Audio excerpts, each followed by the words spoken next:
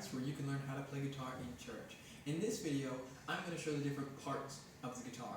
Now, this came up because last week I posted a video about restringing a guitar, and I called these bridges. The reason is I've never actually learned the parts of a guitar until just a couple days ago, and on a violin there's only one bridge, but I thought you would call both of these bridges. Now, one of you guys, Brother Andrew, reached out to me through my email, and he corrected me. He told me what both of these were called, which we'll go over in just a second. Now, quickly, I'm just going to say, you guys can comment or send emails correcting me. I'm not all-knowing, and I make a lot of mistakes. So if you ever have corrections for my videos, all you have to do is send an email, or you can write it in the comments, and I would be happy to fix the mistake. And I'm going to fix the mistake in that video by, in this video, showing you the different parts of the guitar. So we're going to start up here with the headstock. So the headstock is this top thing from this to here.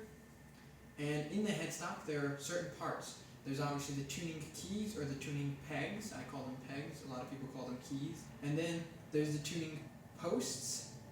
These are the tuning posts where you stick the string in and then the tuning key is stuck to the tuning post so you can tune the guitar. And there's 6 of both of those. Then there's this part is called the nut. It has little grooves to hold the strings in place, and that's the nut. The next section is called the neck. Now, in a previous video I showed a little bit of the anatomy of a guitar, and I called this the fretboard, which is technically correct. This front part is called the fretboard, where it contains the frets. These are called frets. But the whole thing is called the neck. So you have the neck, then there's the fretboard as the front of it, then you have frets. So fret 1, fret 2, fret 3, etc., etc. These are fret markers.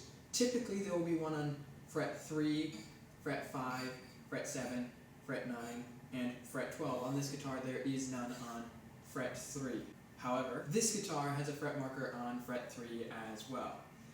And there's a couple differences between this guitar and that guitar, which I will discuss later. Then there's a truss rod, which runs all the way through the neck. And you can kind of see it in there, and it exists. But you don't want to mess with that. It could change the sound of it. Don't touch it. It's only supposed to be done by professionals. That's called the truss rod. On the back of it, you have this, which is called the neck joint, or the heel, which connects the neck to the body.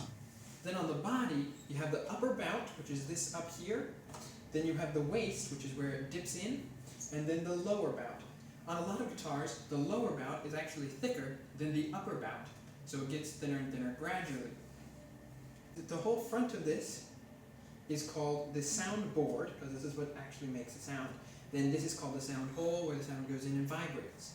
This is a pick guard. Some guitars have it, some guitars don't. And then you have the bridge. So this is actually what's called the bridge, which is why these are not called bridges. Thank you again, Brother Andrew. This is called the bridge, and then you have the bridge pins, which hold the strings in on this side, and this is called the saddle. There's a couple differences about this guitar. One difference would be that it has a cutaway. This is called a cutaway. Another difference would be that it has the fret marker on the 3rd fret. The other guitar does not. And the other thing about this guitar would be the strap pins. So here's one strap pin, here's another strap pin. A lot of guitars don't have this strap pin. They just have this one, and then you're supposed to attach it up here in some way like the other guitar. Obviously you have the strings, and that is the full anatomy of a guitar.